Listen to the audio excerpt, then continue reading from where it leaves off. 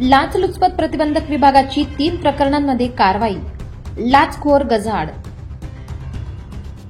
लाचलुचपत प्रतिबंधक विभागाने नाशिक जिल्ह्यात 3 वेगवेगळ्या प्रकरणांमध्ये कारवाई करत लाच घेणाऱ्यांना रंगेहात पकडले आहे. यामध्ये एक ग्रामसेवक, एक खासगी दलाल आणि एक तलाठी यांचा समावेश आहे.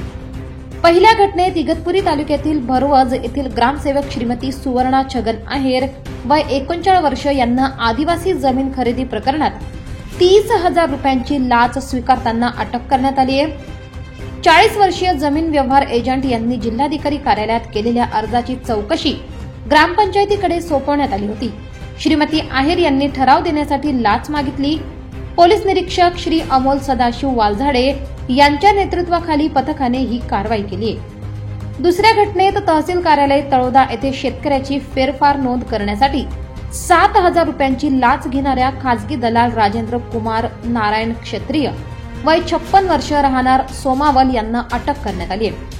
37 वर्षीय तक्रारदाराच्या वडिलोपार्जित शेतीची नोंद बदलण्यासाठी त्याने अर्ज केला होता. क्षत्रिय यांनी लाच मागितली. पोलीस निरीक्षक नरेंद्र खैरनार यांच्या नेतृत्वाखालील पथकाने ही कारवाई केली आहे. तर तिसऱ्या घटनेत येवला तालुक्यातील तलाठी श्री बापू वामनराव पवार वय 54 वर्ष यांना 7/12 उतार्यावर नोंद घेण्यासाठी 1,000 रुपयांची लाच स्वीकारताना अटक करण्यात आली आहे.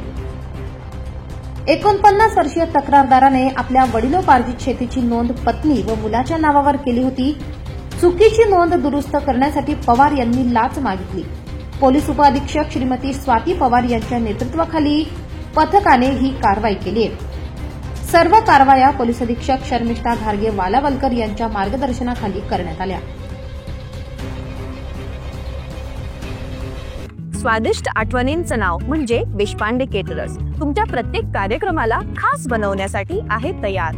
मग तो कार्यक्रम 50 लोकांचा असो किंवा 10,000 लोकांचा, पोट आणि दिल खुश ठेवणं ही आमची जबाबदारी.